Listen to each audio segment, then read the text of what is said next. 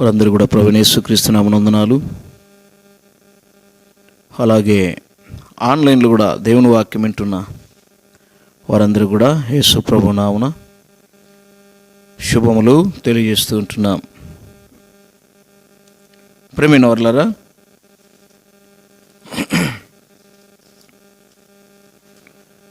మరి ఉపమానములలోని విషయాలు మనం ఈ దినం నేర్చుకోవాలి. కానీ కాబట్టి ఈరోజు వేరే సబ్జెక్టు మనం నేర్చుకుందాం. నెక్స్ట్ వారం నుండి ఉపమానాలు మరలా కంటిన్యూ చేసుకుందాం. యూదా రాసిన పత్రిక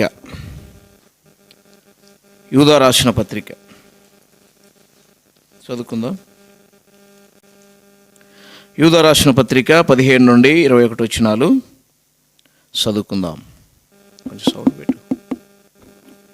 యూదా రాసిన పత్రిక 15 నుండి 21 వచనాలు కొంచెం లైట్గా పెట్టు.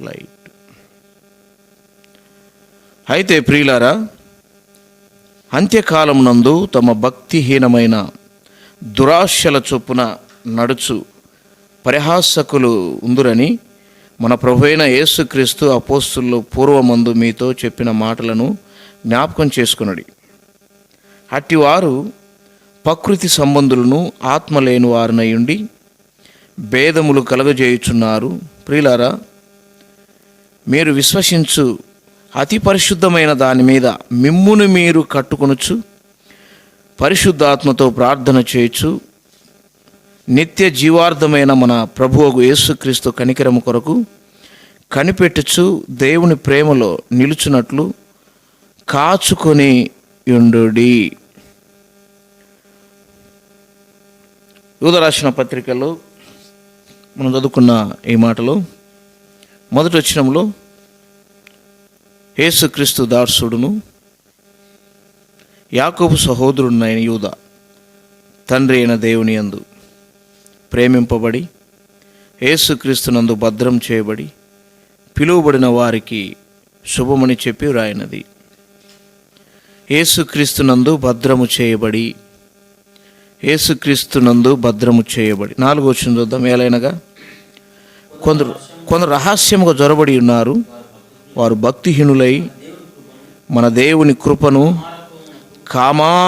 కామాతురతత్వమునకు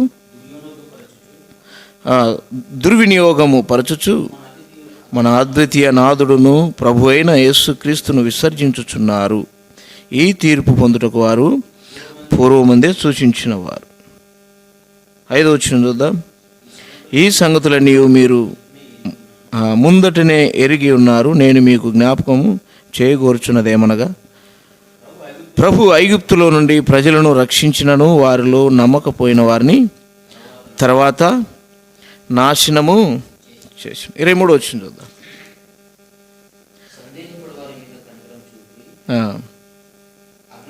అగ్నిలో నుండి లాగినట్టు కొందరిని రక్షించుడి. శరీర సంబంధమైన వాటిని అపవిత్ర ప్రవర్తనకు ఏ మాత్రమును ఒప్పుకొనక దానిని అసహించుకొనొచ్చు. భయముతోనూ కొందరిని కరుణించుడి. అది పాత నిబంధన కాలంలో.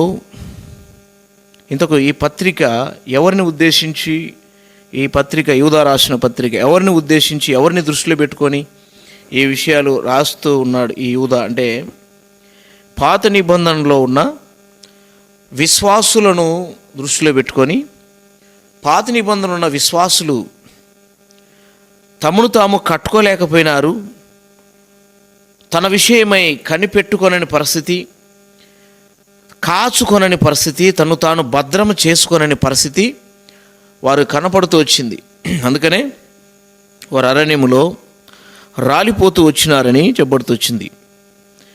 కాబట్టి ఇక్కడ మొదటి నుండి దేవుని వాక్యానుసారంగా జీవించక తప్పిపోతూ వచ్చిన వారిలో మొట్టమొదటి వాడు ఎవరు చెప్పండి? మొట్టమొదటి వాడు లూసిఫర్. దేవుని వాక్యానుసారంగా బ్రతకక వాక్యానికి విరుద్ధంగా తన స్థానాన్ని కోల్పోయినవాడు. కాబట్టి తన ప్రధానత్వాన్ని నిలుపుకొనని వాడు అని రాయబడుతూ వచ్చింది. తన ప్రధానత్వాన్ని నిలుపుకొనని వాడు ఈ లూసిఫర్. అలాగే పాత నిబంధనలో వారిని దృష్టి పెట్టుకుని, పాత నిబంధనలో కాబట్టి ఈ లూసిఫర్ అపవాది నుండి మనం చూస్తే మొట్టమొదటి వాడు నిలుపుకోకుండా పడిపోయిన వాడు సాతాను. తన ప్రధానత్వాన్ని, తన స్థానాన్ని నిలుపుకోలేక తన స్థానాన్ని కోల్పోయిన వాడుగా మనం చూస్తాం. 6వ వచనంలో, మరియు తమ ప్రధానత్వమును నిలుపుకొనక తమ నివాస స్థలమును విడిచిన దేవదూతలను మహా దినమున జరుగు తీర్పు వరకు కటిక చీకటిలో నిత్య పాశములలో ఆయన బంధించి భద్రము చేశాను. బంధించి వారిని ఏం చేసినట? భద్రం చేశాను. పేతురు రాసిన 2వ పత్రిక 2వ అధ్యాయం 4వ వచనంలో కూడా ఈ మాటలు ఉంటాయి. దేవదూతలు పాపం చేసినప్పుడు వారిని బంధించినారని. పేతురు రాసిన 2వ పత్రికకు, యూదా రాసిన పత్రికకు ఈ రెండిటికి దగ్గర సంబంధాలు ఉంటాయి. అక్కడున్న విషయాలు ఇక్కడ ఉంటాయి. సేమ్ అక్కడున్న మాటలు ఇక్కడ వాడబడుతూ వస్తాయి అన్నమాట. సేమ్ సందర్భాన్ని రాస్తూ వస్తాడు పేతురు కూడా. అయితే తమ్మును తాము భద్రం చేసుకోలేక, తమ్మును తాము కట్టుకోలేక మరి ఈ విధంగా శిథిలమైపోయి, ఈ విధంగా సరిచేయబడలేని వారై అలాగే మిగిలిపోయి నిత్య తీర్పుకు, నిత్య నాశనానికి మరి సిద్ధమైన మరి వారిని గూర్చి పరిశుద్ధాత్మ దేవుడు పాత నిబంధనలో వారిని గురించి రాపిస్తూ ఉంటున్నాడు. మొట్టమొదటి వాడు వారిలో అపవాది, వాని దూతలు. కాబట్టి పడిపోయి సరి చేసుకునే వారై అలాగే తీర్పు కొరకై మరి ఉంటూ వచ్చినాడు. కాబట్టి ఇలాగూ మరి తమను తాము కట్టుకోవాలి, తమను తాము భద్రం చేసుకోవాలి. అంటే పడగొట్టబడినదే కట్టుకునేది అంటున్నారా? అంటే పడిపోయిన స్థితి నుండి మనిషి ఎలాగైనా సరే తాను ఏం చేయాలా? తాను మరలా కట్టుకోవాలి. యెరూషలేము ప్రాకారాలు పడిపోయినాయి. యెరూషలేము ప్రాకారాలు పడిపోతూ వచ్చినాయి. యెరూషలేము ప్రాకారాలు పడిపోతూ వచ్చినప్పుడు వాటిని మరలా కట్టుకుంటూ వచ్చినారు. అలాగే మన జీవితాన్ని, వ్యక్తిగత జీవితాన్ని కూడా కట్టుకుంటూ రావాలి. ఇక్కడ ఏం రాబడిందంటే రక్షణ కొరకు కనికరము, అంటే దేవుని యొక్క కనికరమును, మరి కనికరం కొరకు ఏం చేయాలి? మనము కనిపెట్టుకొనొచ్చు ఉండాలి. ఇంకా జీవిత యాత్రలో మనం మొట్టమొదటిగా దేని విషయంలో మనం కనిపెట్టుకోవాలంటే, దేని విషయంలో మనం కనిపెట్టుకోవాలి, కాచుకొని ఉండాలంటే రక్షణ విషయమై కాచుకోవాలి. తర్వాత జీవిత యాత్రలో కూడా భద్రపరచుకోవాలి. అలాగే రెండవ రాకడ కొరకు కూడా భద్రంగా ఉండాలి. రక్షణ మనకు ఎలా వస్తుంది అంటే, రక్షణ కోసం కాచుకోవాలి. రక్షణ రక్షణ పొందిన తర్వాత కూడా భద్రపరచుకోవాలి. రక్షణ అనేది మనకు ఎలా వస్తుంది అని వాక్యానుసారంగా మనం చూస్తే, తీతుకు రాసిన పత్రిక 3వ అధ్యాయము 4-5 వచనాలు. తీతుకు రాసిన పత్రిక, రక్షణ అనేది మనకు ఎలా వస్తుంది చదువుదాం. తీతుకు రాసిన పత్రిక 3వ అధ్యాయం 4-5 వచనాలు. 4-5 వచనాలు చదువుదాం. మన రక్షకుడైన దేవుని యొక్క దయయు మానవుల ఎడల ఆయనకున్న ప్రేమయు ప్రత్యక్షమైనప్పుడు మనం నీతిని అనుసరించి చేసిన క్రియల మూలముగా కాక తన కనికరము చొప్పుననే పునర్జన్మ సంబంధమైన స్నానము ద్వారాను పరిశుద్ధాత్మ మనకు నూతన స్వభావం కలుగజేయుట ద్వారాను మనలను రక్షించెను. రక్షణ అనేది మానవునికి ఎలా వస్తుంది అంటే, ఈ రక్షణ ఆయన కనికరమును బట్టి రక్షణ వస్తుంది మానవులకు. ఈ రక్షణ కోసము కనిపెట్టుకొని ఉండాలి, కాచుకొని ఉండాలి. ఈ రక్షణ కొరకు కనిపెట్టుకోవాలి, కాచుకోవాలి. రక్షణ దినమందు, వాక్యంలో ఏం రాబడిందంటే, రక్షణ దినమందు నేను ఆదుకొంటిని అని రాయబడి. మానవుని జీవితంలో. కాబట్టి రక్షణ పొందుటకు దేవుడు నీకు ఎంతో అవకాశం ఇచ్చినాడు. రక్షణ పొందుటకు అవకాశం ఇచ్చినాడు. రక్షణ అనేది ఆయన కనికరము ద్వారానే మనకు రక్షణ వస్తుంది. దేవుని యొక్క కనికరం వలననే మనకు రక్షణ వస్తుంది. కనికరాన్ని పోగొట్టుకుంటే, దేవుడిచ్చిన కనికరాన్ని రక్షణ పొందడానికి దేవుని కనికరాన్ని మనం పోగొట్టుకుంటే మరి ఎన్నడూ కూడా రక్షణ పొందలేవు. దేవుడు నిన్ను కనికరించి ఆయుష్ ఇచ్చి ఆరోగ్యాన్ని ఇచ్చి నిన్ను రక్షించుట కొరకు, నువ్వు రక్షణ పొందుట కొరకు దేవుడు నీ విషయమై దేవుడు ఇలాగూ మానవుని యొక్క రక్షణ కొరకు తన కనికరాన్ని, మానవుల ఎడల తన కనికరాన్ని ఆయన చూపిస్తూ ఉంటున్నాడు. ప్రతి విషయంలో ఆయన కనికరం మానవుని ఎడల, దేవుని యొక్క కనికరం మానవుని ఎడల ఉంది. కనికరం లేకుండా మనిషి బ్రతకలేడు. యెహెజ్కేలు గ్రంథంలో చూద్దాం, 9వ అధ్యాయం 10వ వచనం. యెహెజ్కేలు గ్రంథం 9వ అధ్యాయం 10వ వచనం. 9వ అధ్యాయం 10వ వచనం. కాబట్టి కటాక్షముంచకయు కనికరము చూపకయు నేను వారి ప్రవర్తన ఫలమును వారు అనుభవింపజేసేదన్ను. ఎప్పుడంటే దేవుడు కనికరాన్ని మనకు ఇచ్చిన అవకాశములో ఆయన కనికరానికి మనం పాత్రులం కాకపోతే, జరిగే పరిణామాలు ఏంటంటే, వాక్యంలో ఏం రాబడితే వచ్చింది? కటాక్షం ఉంచకయు కనికరము చూపకయు నేను వారి ప్రవర్తన ఫలమును ఏం చేస్తాడంట? వారికి అనుభవింపజేస్తాడంట. ఇప్పుడు ఆయన కనికరానికి మనము పాత్రులం కాకపోతే, దేవుడిచ్చిన అవకాశంలో, దేవుడిచ్చిన టైంలో, దేవుడిచ్చిన రక్షణ దినమందు మనం రక్షణ పొందకపోతే, అవకాశాన్ని దుర్వినియోగం చేసుకుంటే ఆయన కనికరించడంట. ఇప్పుడు తన కనికరం మన ఎడల ఉంది. తన కనికరం అనేది మన ఎడల ఉంది. ఇప్పుడు తన కనికరము మన ఎడల ప్రతి ఒక్కరూ రక్షణ పొందాలని తన కనికరము మన యందు ఉంది. ఆ రక్షణ కోసము, ఆ కనికరం కోసం మనం కనిపెట్టుకోవాలి. వింటున్నారా? ఆ రక్షణ పొందుట కొరకై దేవుని కనికరాన్ని దుర్వినియోగం చేసుకోకూడదు. పాత నిబంధన విశ్వాసులు దేవుని కనికరానికి దూరమైపోయినారు. దేవునికి కోపం పుట్టిస్తూ వచ్చినారు.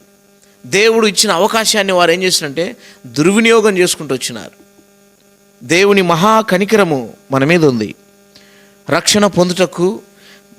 రక్షణ పొందడానికి దేవుడు తన కనికరాన్ని మన మీద ఉంచినాడు. ఆ కనికరానికి దూరం అయిపోతే జరిగే పరిణామాలు ఏంటంట? మొదటిది, ఆయన కటాక్షించకయు కనికరము చూపకయు నేను వారి ప్రవర్తన ఫలమును వారు అనుభవించేటట్టు చేస్తా అంటాడు. ఆయన కనికరాన్ని మనం సద్వినియోగం చేసుకోకపోతే మన ప్రవర్తన ఫలాన్ని మనము అనుభవించేటట్టు చేస్తాడంట. రెండవది, 7వ అధ్యాయము 4వ వచనం. 7వ అధ్యాయం. నీ ఎడల కటాక్షముంచకయు కనికరం చూపక ఉంటా. నీ ఎడల నేను కటాక్షం చూపనుగా, నీ ఎడల కనికరం చూపను. ఎందుకు? నేను ఇచ్చిన రక్షణ దినాన్ని, నేను ఇచ్చిన అవకాశాన్ని నువ్వేం చేసినావు? దుర్వినియోగపరిచినావు. నా కనికరాన్ని, నా దీర్ఘశాంతాన్ని, నా యొక్క మంచితనాన్ని నువ్వు అర్థం చేసుకోలేక నువ్వు దుర్వినియోగపరుచుకున్నావు. అందుకనే నేను ఇక నిన్ను కనికరించను, కటాక్షించను అనే పద్ధతిలో మనం చూస్తుంటున్నాం. 9వ వచనం కూడా, యెహోవానగు నేనే నిన్ను మొత్తువాడనై ఉన్నానని నీవెరుగునట్లు నీ ఎడల కటాక్షముంచకయు కనికరము చూపకయు నుందును. నీ ప్రవర్తన ఫలము నీవు అనుభవింపజేసేదను. నీ ప్రవర్తన ఫలాన్ని నీవు అనుభవించేటట్టు చేస్తా. నీ ఎందుకు కనికరాన్ని చూపను. పాత నిబంధనలో ఉన్నవారు దేవుడిచ్చిన అవకాశాన్ని దుర్వినియోగపరుచుకున్నారు. వారు ఏం చేశారంట? సమయాన్ని, కాలాన్ని దుర్వినియోగపరుచుకున్నారు, సద్వినియోగం చేసుకోలేదు. దేవుని యొక్క దీర్ఘశాంతాన్ని, దేవుని యొక్క మంచితనాన్ని నిరాకరించుకున్నారు. యెహెజ్కేలు 8:18 చూద్దాం. కాబట్టి కటాక్షము లేకయు కనికరము చూపకయు నేను నా క్రోధము నగుపరిచి వారు నా చెవులలో ఎంత బిగ్గరగా మొరపెట్టినను నేను ఆలకింపకయుందును. వింటున్నారా? నేను ఆలకింపకుండా ఉందును. అపాయం వచ్చినప్పుడు, కీడు వచ్చినప్పుడు, ప్రమాదం వచ్చినప్పుడు, వింటున్నారా? ఆయన క్రోధం అనేది, ఆయన కటాక్షము ఆయన కటాక్షాన్ని, ఆయన కనికరాన్ని మనం అర్థం చేసుకోకుండా భూమి మీద మన ఇష్టం వచ్చినట్టు మనం బ్రతికితే, మనకు ఆపద వచ్చినప్పుడు, మనకు ఇబ్బందులు వచ్చినప్పుడు, మరణాపాయం వచ్చినప్పుడు దేవుడు తన క్రోధాన్ని మన మీద ఉంచి, వింటున్నారా, క్రోధము నగుపరిచి వారు నా చెవులలో ఎంత బిగ్గరగా మొరపెట్టిన నేను ఆలకించను. ఇంకోటి ఏమంటాడు తెలుసా? నేను నవ్వేదను అంటాడు. సామెతలు రాయబడింది చూడండి. సామెతల గ్రంథం మొదటి అధ్యాయం, సామెతలు మొదటి అధ్యాయము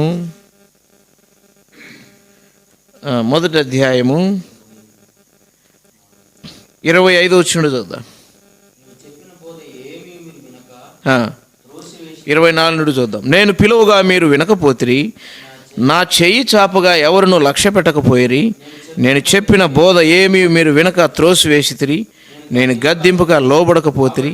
కాబట్టి మీకు అపాయము కలుగునప్పుడు నేను నవ్వేదను, మీకు భయం వచ్చినప్పుడు నేను అపహాస్యము చేసేదను. భయం నీ మీదికి తుఫాను వలె వచ్చినప్పుడు, సుడిగాలి వచ్చినట్లు మీకు అపాయము కలుగునప్పుడు, మీకు కష్టమును దుఃఖమును ప్రాప్తించినప్పుడు నేను అపహాస్యము చేస్తా. అప్పుడు వారు నన్ను గూర్చి మొరపెట్టుదురు కానీ నేను ప్రత్యుత్తరం ఇయ్యకుందును. ఎప్పుడు చెప్పండి? దేవుడిచ్చిన అవకాశమును, దేవుడిచ్చిన సమయాన్ని, దేవుడిచ్చిన అవకాశాన్ని దుర్వినియోగపరుచుకుంటే దాని యొక్క పరిణామాన్ని ఎదుర్కోవాల్సింది వస్తుంది. 9వ అధ్యాయం 10 యెహెజ్కేలు గ్రంథము 9వ అధ్యాయం 10 కూడా. యెహెజ్కేలు గ్రంథం 9వ అధ్యాయము 10.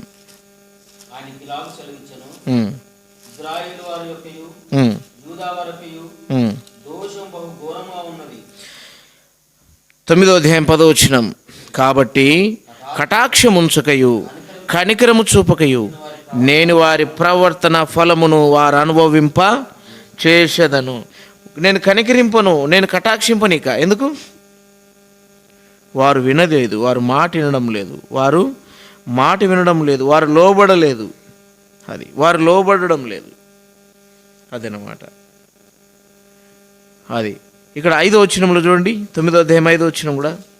నేను వినుచుండగా వారికి ఇలాగు సెలవిచ్చెను, మీరు పట్టణములో వాని వెంట పోయి నా పరిశుద్ధ స్థలము దగ్గర మొదలుపెట్టి కటాక్షమైనను కనికరమైనను లేకుండా అందరిని హతము చేయుడి.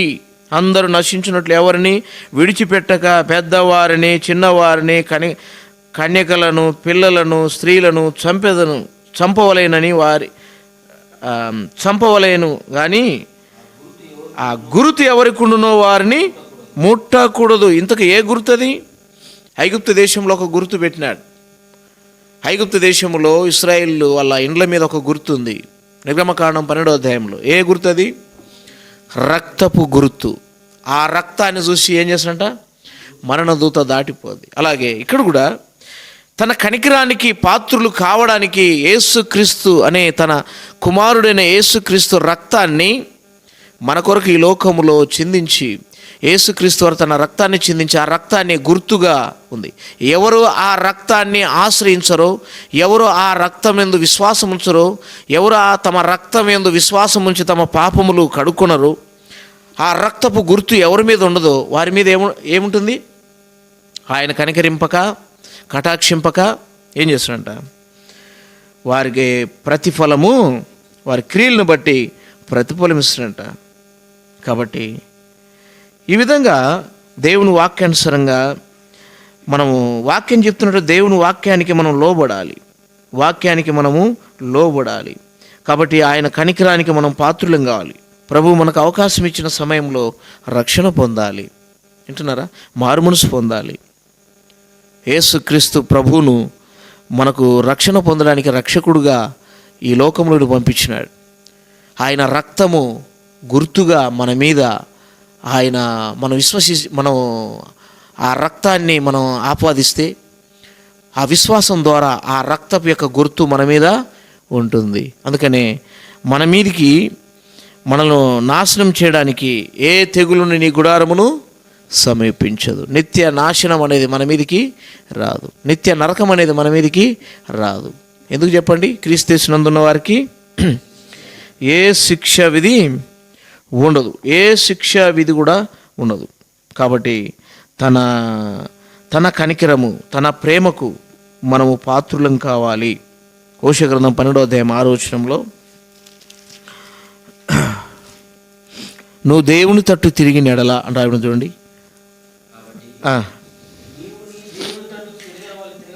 నీవు నీ దేవుని తట్టు తిరగవలేను, కనికరము న్యాయమును అనుసరించుచు ఎడతెగక. అది దేవుని తట్టు తిరగడం అంటే ఏంటి చెప్పండి? కనికరాన్ని, న్యాయాన్ని ఏం చేయాలా? అనుసరించాలి. ఇతరుల ఎడల కూడా మనం కనికరపడాలి. ఇతరుల ఎడల న్యాయంగా ప్రవర్తించాలి. ఇతరుల ఎడల దేవుడు చెప్పినట్లుగా, దేవుడు అనుకున్న విధానంలో మనం బ్రతకాలి. ఎడతెగక దేవుని యొక్క నమ్మిక అనేది మన మీద ఎప్పటికీ తొలగిపోకుండా ఉండాలి. దేవుని మీద నమ్మకం అనేది ఎల్లప్పుడూ మనకు ఉండాలి. అంటున్నారా? ఎందుకంటే ఆయన నమ్మటకు యోగ్యమైన వాక్యం, అది వాక్యం రాయబడింది. ఏమని? పాపులను రక్షించిన క్రీస్తు యేసు లోకంలోకి వచ్చిన వాక్యము నమ్మదగినది, పూర్ణ అంగీకారానికి యోగ్యమైనది. నమ్మడానికి యోగ్యమైన తన మాటలు, నమ్మడానికి యోగ్యమైన మన దేవుడు. కాబట్టి అలాంటి ప్రభువును మనము విడిచిపెట్టకూడదు. అలాంటి ప్రభువును మనం రక్షకునిగా స్వీకరించాలి, రక్షకునిగా మనము అంగీకరించాలి. యూదా రాసిన పత్రిక 2వ వచనం చూద్దాం మరొకసారి. ఇక్కడ మీకు కనికరము, సమాధానము, ప్రేమ అని రాయబడిన చూడండి. దేవుడు మనకేమి ఇచ్చిందట? కనికరాన్ని, సమాధానాన్ని, ప్రేమను మనకిచ్చిండ. చదవండి 2వ వచనం. మీకు కనికరమును, సమాధానమును, ప్రేమయు విస్తరించునుగాక. ఏమేమి ఇస్తున్నాడంటే దేవుడు మనకు? తన కనికరాన్ని, తన సమాధానాన్ని, తన ప్రేమను మన మీద కుమ్మరించాడు. తన కనికరాన్ని మన మీద కుమ్మరించాడు. మనము నీతిమంతులమని కాదు, కానీ మనం ఇంకా పాపులమై ఉండగానే క్రీస్తు యుక్త కాలంలో భక్తిహీనులమైన మన కొరకు ఏం చేసినట్ట? చనిపోతూ వచ్చినాడు. తన ప్రేమను ఎల్లడపరుస్తూ వచ్చినాడు. కాబట్టి ఆయన ప్రేమకు మనుషులు పాత్రులు కావాలి. వింటున్నారా? యేసుక్రీస్తు ప్రభు అన్నాడు, నా సమాధానాన్నే మీకు అనుగ్రహించున్నాను. యోహాను సువార్త 20వ అధ్యాయం 19వ వచనంలో, యోహాను సువార్త 20వ అధ్యాయము చెప్పండి 19వ వచనంలో, నా సమాధానమును మీకు అనుగ్రహించుచున్నాను. ఏంటి ఆయన సమాధానము? ఆయన సమాధానం అంటే ఏంటి? ఆయన సమాధానములు ఏముంది? ఆశీర్వాదాలు ఉన్నాయి. కీర్తన 29:11 వచనంలో ఆయన సమాధానములు ఏమున్నాయి? ఆశీర్వాదాలు ఉన్నాయి. ఆశీర్వాదాలు ఉన్నాయి. కీర్తన 29:11 వచనం చూద్దాం.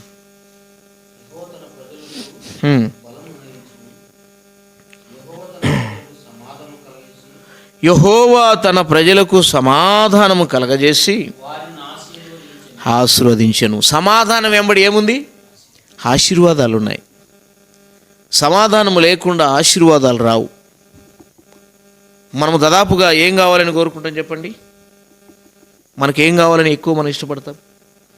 ఆశీర్వాదం. మనం ప్రార్థన చేసేటప్పుడు కూడా ఏమొస్తుంది? ప్రభువా నన్ను ఆశీర్వదించు, ప్రభువా నన్ను ఆశీర్వదించు అంటే ఆశీర్వాదం రాంది. ప్రార్థనలో ఆశీర్వాదం రాంది, మన ప్రార్థన రాదు. ఖచ్చితంగా వారిని ఆశీర్వదించు, నన్ను ఆశీర్వదించు. ఈ ఆశీర్వాదం ఎప్పుడు వస్తుందంట? ఆయన సమాధానం మన మీద ఉన్నప్పుడు, ఆయన కనికరం మన మీద ఉన్నప్పుడు, ఆయన దయ, ఆయన జాలి మన మీద ఉన్నప్పుడు మన మీదకి ఏమొస్తుంది? ఆశీర్వాదం అనేది మన మీదకి వస్తుంది. వాక్యం రాయబడుతూ వచ్చింది, యెహోవా ఆస్వాదించినట్లా అది ఎన్నటెన్నటికి చెప్పండి. ఎన్నటెన్నకి యెహోవా నువ్వు ఆస్వాదించినడలా అది ఎన్నటెన్నటికి చెప్పండి ఎన్నటెన్నటికీ ఉంటుందంట ఆశీర్వాదం. దేవుడిచ్చే సామెతలు 10వ అధ్యాయం 22వ వచనం చదవండి. యెహోవా ఆశీర్వాదం ఏమిస్తుందంట? ఐశ్వర్యం ఇస్తుంది. నరుల కష్టం చేత ఆ ఆశీర్వాదం ఎక్కువ కాదు. దినవృత్తాంతములు 1వ గ్రంథం 17వ అధ్యాయం 7వ వచనంలో, దినవృత్తాంతములు 17వ అధ్యాయం 27వ వచనంలో యెహోవా నీవు ఆస్వాదించినడలా అది ఎన్నటెన్నటికి ఉండే ఆశీర్వాదం, ఎన్నటెన్నటికీ ఉంటుంది. అలాంటి ఆశీర్వాదం మనుషులకు ఎంతో అవసరం. అలాంటి ఆశీర్వాదం మనుషులకు కావాలి. ఆశీర్వాదం పరలోక సంబంధమైన ఆశీర్వాదం, పరలోకపు దేవుడు ఆశీర్వదించే మరి ఆశీర్వాదం. ఆశీర్వాదంలో సమాధానం ఉంది, ఆశీర్వాదంలో కనికరం ఉంది, ఆశీర్వాదంలో దీవెన ఉంది. అందుకనే ఆయన సమాధానాన్ని మనము వెతికి వెంటాడాలి. దేవుడు మనల్ని ఆశీర్వదిస్తే ఏముందంటే ఆశీర్వాదంలో ఐశ్వర్యం. వింటున్నారా? ఆశీర్వాదంలో ఏముంది? ఐశ్వర్యం ఉంది. దేవుని వాక్యం వింటున్న ప్రియమైన సహోదరి సహోదరులారా, దేవుని కనికరానికి నరుడు పాత్రుడు కావాలి. దేవుని కనికరము నీ మీద ఉందో లేదో ఈ రాత్రి చూసుకో. రోమిలికి రాసిన పత్రికలో రాయబడింది 11వ అధ్యాయము చూద్దాం. ఆయన కనికరానికి నువ్వు పాత్రుడు అయితే నువ్వు రక్షణ పొందినట్లే, నువ్వు ధన్యుడివే. 11వ అధ్యాయము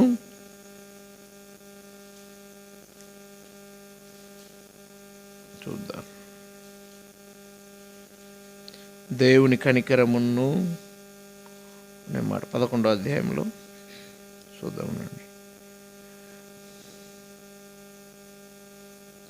18వ వచనం చూద్దాం. కిందకి కొన్ని వచ్చిన 11వ అధ్యాయం ఏం చదువు ఏముంది?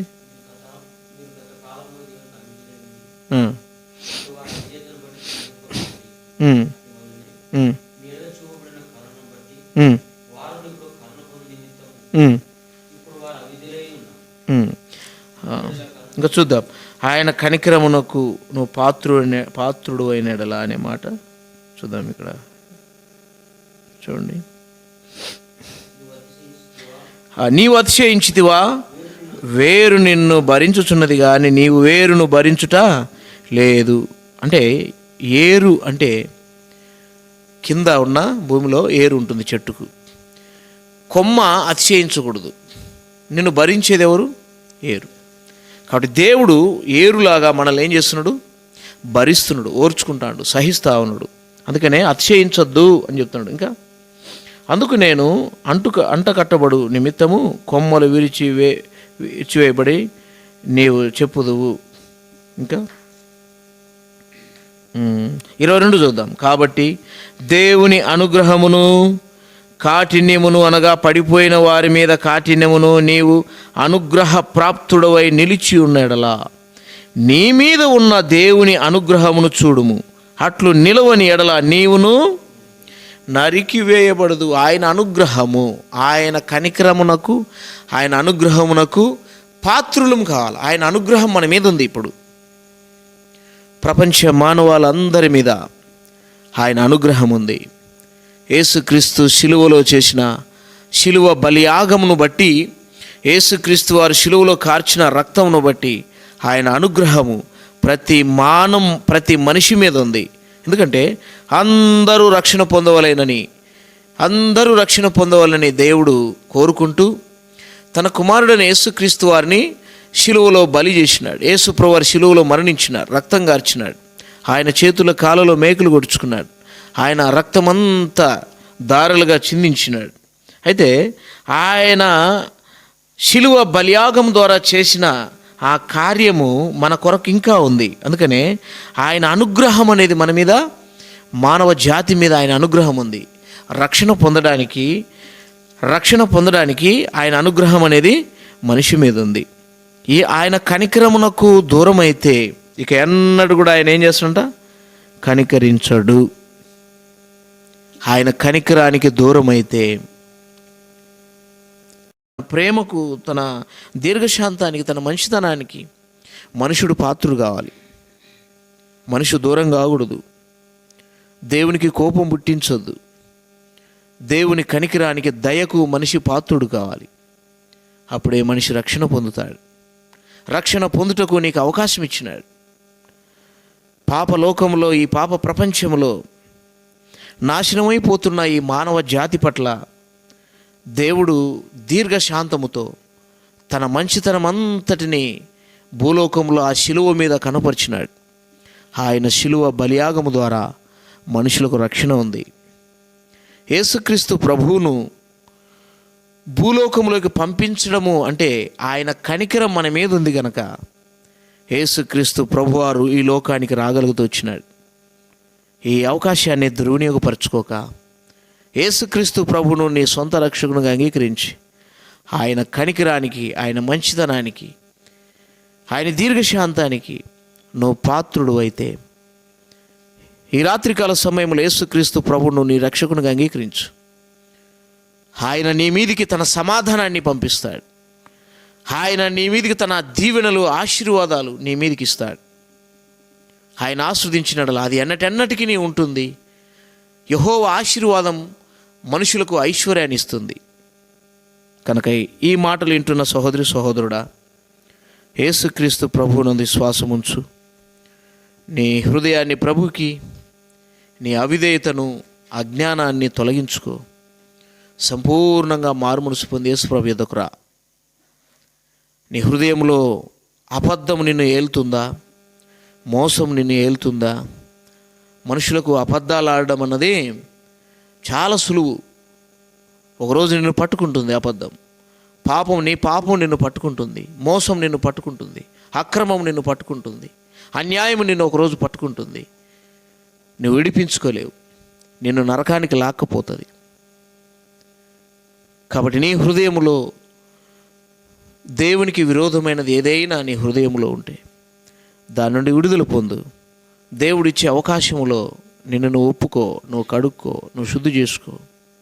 ఇది అబద్ధం అనేది చిన్నదే కదా అని మోసపోతావేమో. అబద్ధికులందరూ ఎక్కడుంటారంట? అగ్ని గంధకములతో మండు గుండములో పాలు పొందుదురు అని రాయబడి. అబద్ధమును అన్నది దేవునికి అసహ్యమైన కార్యం.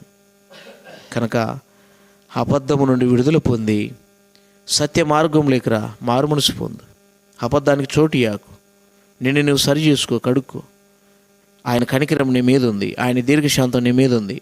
ఆయన మంచితనం నీ మీద ఉంది. నిన్ను దీవించుటకు, నిన్ను ఆస్వాదించుటకు తన సమాధానాన్ని నీ మీద ఆయన నిలుపుతూ ఉన్నాడు. ఆ కృపకు పాత్రుడు అయి రక్షణ పొందాలని ప్రభునాను మనం చేస్తుంటున్నాను. ప్రార్థన